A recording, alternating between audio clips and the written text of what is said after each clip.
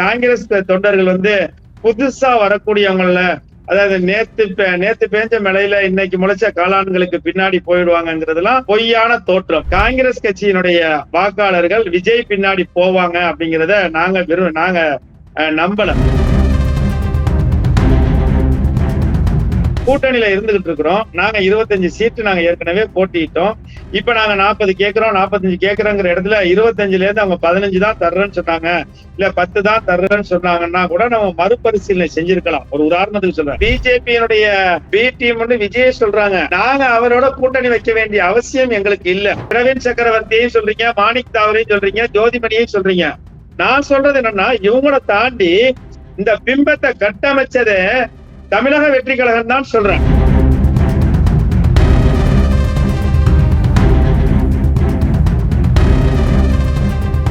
காங்கிரஸ் தமிழக வெற்றி கழகத்தோட கூட்டணி, காங்கிரஸ் தமிழக வெற்றி கழகத்தோட இத்தனை சீட்டு கொடுக்குறாங்க, ஆட்சியில பங்கு, துணை முதலமைச்சர், இதெல்லாம் அவங்களா கட்டமைச்சு கட்டவிழ்த்து விட்ட பொய் பிரச்சாரம். அவங்கள தன்னை நிலைநிறுத்திக்கிறதுக்கு ஒரு மிகப்பெரிய ஒரு பிம்பம் தேவைப்பட்டுச்சு. அந்த காங்கிரஸ் அவங்க பயன்படுத்திக்கிட்டாங்க, அவ்வளவுதான். அப்ப பிஜேபி தான் இவங்களை கட்டமைச்சிருக்கோ, இல்ல பிஜேபி உதாரணமா இந்த கூட்டத்துக்கு இந்த கட்சிக்கு பொறுப்பாளர்கள் பத்தலங்கையில கட்சி தான் அதுல அனுப்பிச்சிருக்கோங்கிற ஐயப்பாடுகள் சாதாரண மக்களுக்கு கூட எலை செய்யுமா எலை செய்யாத யோசனை பண்ணி பாருங்க. அதனால மத்த கட்சியை கூட்டணிக்கு அழைக்கிறதுல அவர் தயக்கம் காட்டுறாரு அப்படின்னா, மத்த கட்சியில உள்ள முக்கிய தலைவர்களை எதுக்கு அழைக்கிறேன்?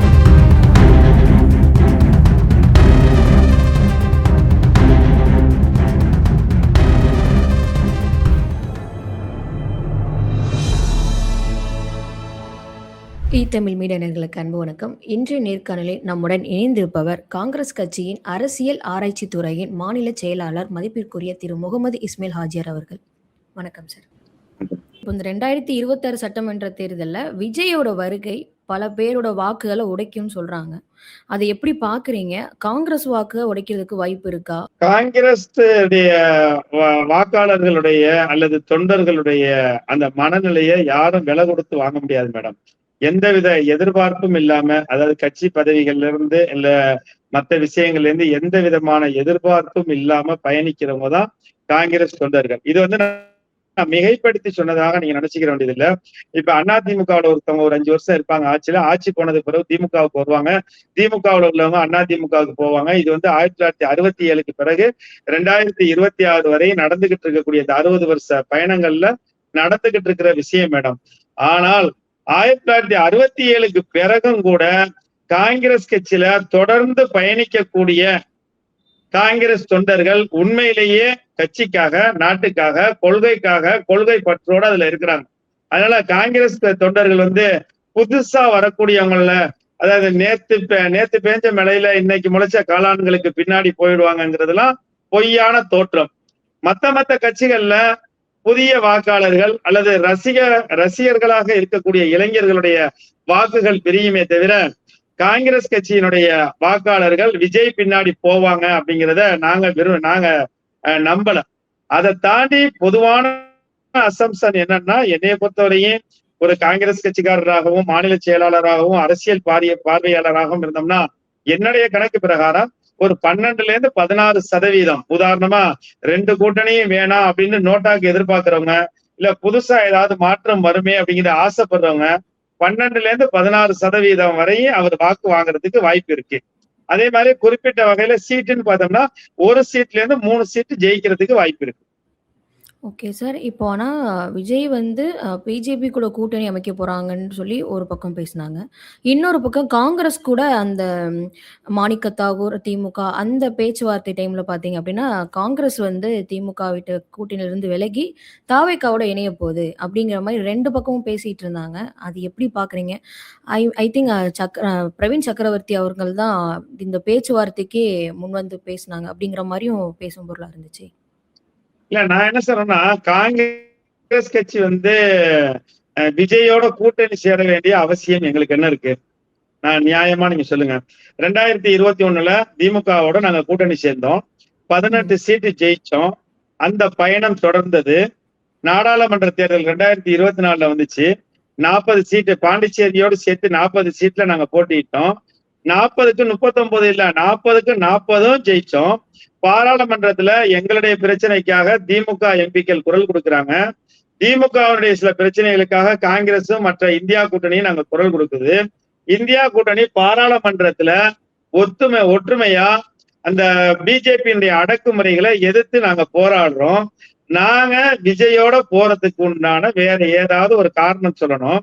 அதை தாண்டி கூட்டணியில இருந்துகிட்டு இருக்கிறோம். நாங்க 25 சீட்டு நாங்க ஏற்கனவே போட்டிட்டோம்.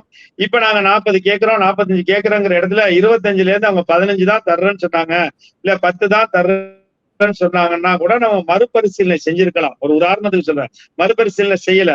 அப்படி இருக்க போகும்போது நேத்து பேஞ்ச மழையில இன்னைக்கு முளைச்ச காளான் மாதிரி இருக்கக்கூடிய புதிய கட்சியில போய் நாங்க கூட்டணி வைக்க வேண்டிய அவசியம் என்ன மேடம் எங்களுக்கு? இன்னொரு விஷயம், அதாவது பிஜேபியினுடைய பி டீம்னு விஜய் சொல்றாங்க. நாங்க அவரோட கூட்டணி வைக்க வேண்டிய அவசியம் எங்களுக்கு இல்ல. என்ன காரணம்னா, எங்க கட்சி ஆரம்பத்துல இருந்து நான் எல்லா இடங்கள்லயும் சொல்லிட்டு வர்றது என்னன்னா, விஜய் அரசியலுக்கு வரக்கூடாதுன்னு பலரும் பல ஊடகத்துல பேசும்போது அவர் வரட்டும், அதாவது ஜனநாயகத்துல ஓட்டு போடக்கூடிய உரிமை இருக்கிற மாதிரி அரசியல் கட்சி ஆரம்பிக்கிற உரிமை எல்லாருக்கும் இருக்கு. அவர் வரட்டும், வந்து களமாடட்டும், நடமாடட்டும், மக்களுக்கான சேவைகள் செய்யட்டும். அது மூலியமா அவருடைய செயல்பாடுகளை மக்கள் நிர்ணயிப்பாங்க. மக்கள் வந்து எடை போட்டு பார்த்து அவருடைய அரசியல் தேவையா தேவையில்லையான்னு முடிவு பண்ணுவாங்க. அவர் வரட்டுன்னு பல விவாதங்கள்ல நான் தான் குரல் கொடுத்தேன். அப்ப நானே என்ன சொல்றேன் அப்படின்னு சொன்னோம்னா, காங்கிரஸ் கட்சியுடைய தயவு வேணா அவருக்கு தேவைப்பட்டிருக்குமே தவிர காங்கிரஸ் கட்சிக்கு அவருடைய தயவுகள் தேவையில்லை. காரணம் என்னன்னா, கடைசி நேரத்துல கூட்டணியை மாற்றக்கூடிய அளவுக்கு காங்கிரஸ் கட்சி இல்ல. காங்கிரஸ் கட்சி வந்து தேசிய கட்சி. ஏதோ ஜாதி கட்சி மாதிரியோ இல்ல பிராந்திய கட்சி மாதிரியோ இங்க 10 சீட் தருவாங்களா, தரலன்னா அடுத்த சீட் அடுத்த கூட்டணிக்கு போகுமா அப்படிங்கிற உடனடியா நிலைப்பாடுகள் மாற்றிக்கொள்ளக்கூடிய கட்சி காங்கிரஸ் கட்சி இல்ல. அதுக்குன்னு ஒரு பாரம்பரியம் இருக்கு, அது தேசிய கட்சி. அதனால கண்டிப்பா அப்படி ஒரு கூட்டணிக்கு உண்டான எந்த முகாந்திரமும் காங்கிரஸ் சார்பா காங்கிரசினுடைய அங்கீகரிக்கப்பட்ட மத்திய தலைமையோ மாநில தலைமையோ எடுக்கவில்லை. இத உண்மை சொல்ல போனோம்னா, நீங்க வந்து பிரவீன் சக்கரவர்த்தியையும் சொல்றீங்க, மாணிக் தாவரையும் சொல்றீங்க, ஜோதிமணியையும் சொல்றீங்க. நான் சொல்றது என்னன்னா, இவங்களை தாண்டி இந்த பிம்பத்தை கட்டமைச்சதே தமிழக வெற்றி கழகம் தான் சொல்றேன். எப்படி அப்படின்னு சொன்னோம்னா, அதாவது 2-3 விஷயங்கள்ல அவங்க இதுல வந்து வெற்றியடைய பார்த்தாங்க. ஒண்ணு, திமுக கூட்டணியை உடைச்சிடலாம், ஆட்சியில் பங்கு அதிகாரத்தில் பங்குன்னு சொன்னோம்னா அதுல இருந்து திருமாவளவனும் காங்கிரஸையும் நம்ம வெளியில கொண்டு வந்துடலாம்னு நினைச்சாங்க. அந்த கனவு பலிக்கல. 2வது விஷயம் என்னன்னா, ஒருவேளை காங்கிரஸ் நம்மளோட இருக்குதுன்னு நம்ம சொல்லிக்கிட்டே வந்தோம்னா, காங்கிரஸுக்கு பொதுமக்கள் மத்தியில ஒரு சாஃப்ட் கார்னர் எந்த வித, இப்ப உதாரணமா மத்த கட்சிகள், மத்த திராவிட கட்சிகள் 2 கட்சிகளுக்கு மேலே கூட ஒரு ஊழல் குற்றச்சாட்டுகள் இருக்கலாம், ஒரு அழுத்தமான அரசியல் இருக்கலாம். காங்கிரஸ் கட்சியை பொறுத்தவரை ஒரு மென்மையான அரசியலை எடுத்து செல்லக்கூடியது. அதனால இவங்க நம்மளோட சேர்ந்தாங்கன்னா குறிப்பா சிறுபான்மை மக்களுடைய வாக்குகள்லாம் நமக்கு கிடைக்குமே அப்படின்ட்டு தமிழக வெற்றி கழகம் வேணால் கற்பனை பண்ணி இந்த கற்பனையான அந்த யூகங்களை வந்து பரப்பியிருப்பாங்களே தவிர முழுக்க மாணிக் தாவரோ ஜோதிமணியோ பிரவீன் சக்கரவர்த்தியோ காரணம் இல்லை. இது எப்படி இருக்குன்னா, ஏற்கனவே பல விவாதங்கள்ல சொன்னதுதான், ஒரு அரண்மனைக்கு முன்னாடி ஒரு மனநலம் பாதித்தவர் நின்றுட்டு போறவங்க வர்றவங்களை எல்லாம் நாளை காலையில 10 மணிக்கு எனக்கும் மகாராணி எனக்கும் இளவரசிக்கும் கல்யாணம், வந்துருங்கன்னு எல்லாத்தையும் இன்விடேஷன் வச்சாராம். எல்லாரும் கேட்டுட்டு சொன்னாங்களா, என்னங்க கன்ஃபார்ம் ஆயிடுச்சா, என்னப்பா உனக்கு ஆடை இல்ல, நீ அலங்கோலமா இருக்கிறா, நீ எப்படிப்பா இளவரசிய கல்யாணம் பண்ண போறான்னு. இல்ல 50% முடிஞ்சிருச்சு, மீதி 50% தான் முடியணும்னாராம். என்ன 50% கேட்க போகும்போது, நான் இளவரசியை கல்யாணம் பண்ணணும்னு முடிவு பண்ணிட்டேன், இளவரசி தான் என்னைய கல்யாணம் பண்ணிக்கணுமாங்கிறது முடிவு பண்ணணும், ஆனா நாளை காலையில 10 மணிக்கு கல்யாணம்னு சொன்னாராம். அத மாதிரிதான் இது. காங்கிரஸ் தமிழக வெற்றி கழகத்தோட கூட்டணி, காங்கிரஸ் வந்து தமிழக வெற்றி கழகத்தோட இத்தனை சீட்டு கொடுக்குறாங்க, ஆட்சியில பங்கு, துணை முதலமைச்சர், இதெல்லாம் அவங்களா கட்டவிழ்த்து விட்ட பொய் பிரச்சாரம். அவங்கள தன்னை நிலைநிறுத்திக்கிறதுக்கு ஒரு மிகப்பெரிய ஒரு பிம்பம் தேவைப்பட்டுச்சு. அத காங்கிரஸ் அவங்க பயன்படுத்திக்கிட்டாங்க, அவ்வளவுதான். இல்ல தாவேகா தான் இந்த பிம்பத்தை உருவாக்கியதுன்னு சொல்ல வரீங்களா? நிச்சயமா 50% மேல அவங்க தன்னை நிலைநிறுத்திக்கிறதுக்காக, உறுதிப்படுத்திக்கிறதுக்காக ஒரு தேசிய கட்சி ஒண்ணு, அந்த கட்சியினுடைய கூட்டணி அப்படிங்கிற லெவல்ல அவங்களா பிம்பமைச்சுக்கிட்டதுதான் அது. Okay sir. இப்போ ஒருவேளை இந்த தேர்தல்ல தோல்விய தழுவுனாங்க அப்படின்னா தாவேகா, ஃபியூச்சர்ல வேற கட்சி கூட கூட்டணி அமைக்கிறதுக்கு வாய்ப்பு இருக்கா? இல்ல, என்னைய பொறுத்தவரையும் உண்மையை சொல்லணும் அப்படின்னு சொன்னோம்னா, ஏற்கனவே சொன்ன மாதிரிதான், வாக்களிக்கிறதுக்கு உரிமை இருக்கிற மாதிரி ஜனநாயகத்துல அரசியல் கட்சி ஆரம்பிக்கிறதுக்கு உரிமை இருக்கு.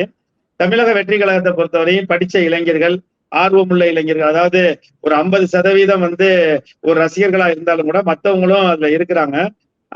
அப்படி இருக்க போகும்போது ஏன் ஒரு மாநில லெவல்ல மாநில கொள்கை பரப்பு இணை செயலாளர் போஸ்ட் தர்றங்கிற அளவுக்கு எல்லாம் எங்களை கூப்பிட்டாங்க. என்னைய கூப்பிட்டாங்க பர்சனலா. என்னுடைய ரொம்ப நெருங்கியவர்லாம் அதுல முக்கியமான பொறுப்புல இருக்கிறாங்க. ஆக்சுவலா நாங்கெல்லாம் காங்கிரஸ் கட்சியில பதவிக்காக இல்லைங்க, கொள்கைக்காக இருக்கிறோம்.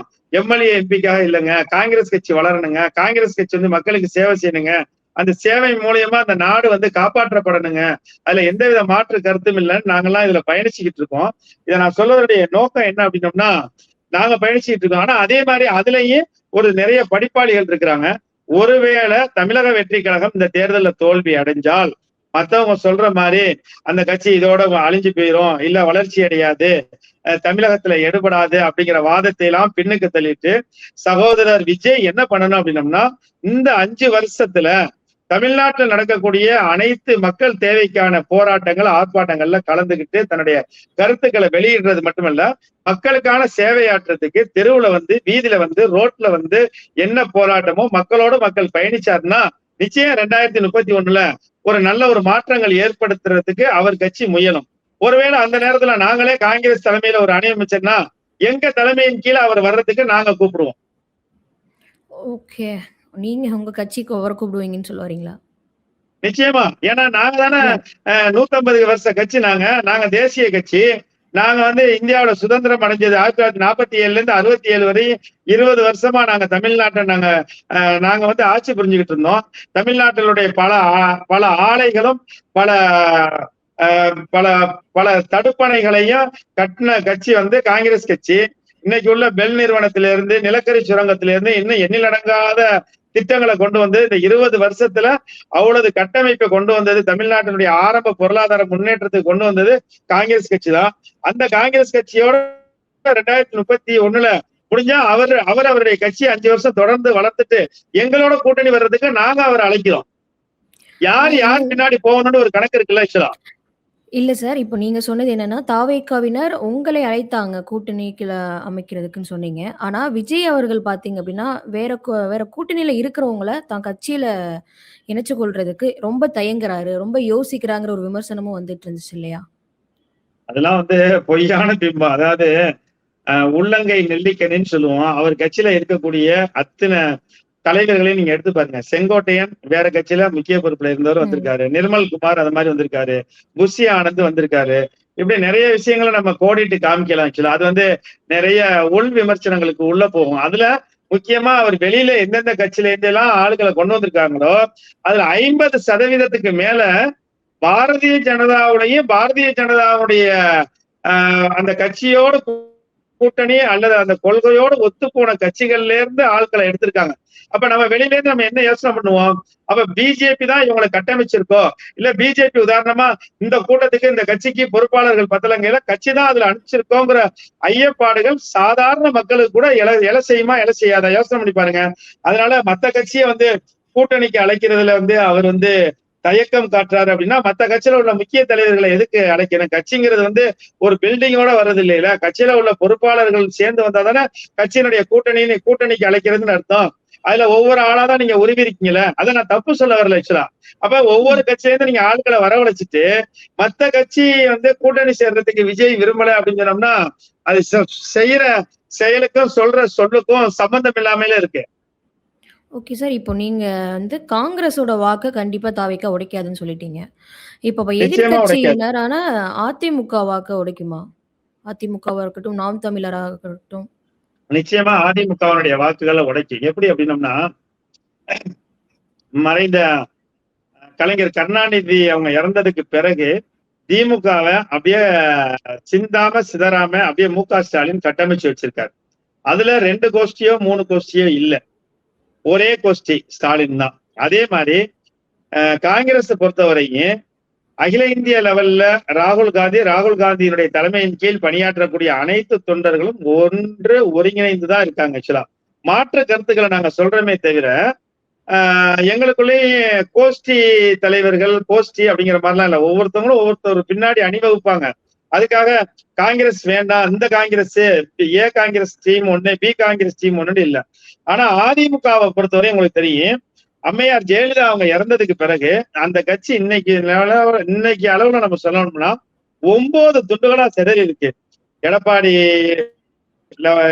தலைமையில போனுச்சு, ஓபிஎஸ் தலைமையில போனுச்சு, புகழேந்தி தலைமையில போனுச்சு, சி பழனிசாமி தலைமையில போனுச்சு, அடுத்தது சசிகலா தலைமையில போனுச்சு, தினகரன், இப்படியே ஒரு 9 இடையில தீபா அவங்க கூட ஒரு அமைப்பு. இந்த மாதிரி அந்த கட்சியினுடைய தொண்டர்கள் ஒவ்வொருத்தவங்களா பிரிஞ்சு இருக்கிறாங்க. அப்ப அவங்களுடைய வாக்கு வங்கி உடைஞ்சு போறதுக்கு வாய்ப்பு இருக்கு. ரெண்டாவது, அந்த உடைஞ்சு போன நிலையை பார்த்த பொதுமக்கள் இருக்காங்கல்ல, நார்மலா என்ன பார்ப்பாங்க, ஒரு வலிமையான கட்சி, அந்த கட்சிக்கு நம்ம ஓட்டு போடலான்னு பொதுமக்கள்ல நார்மலா உள்ளவங்க நினைப்பாங்க.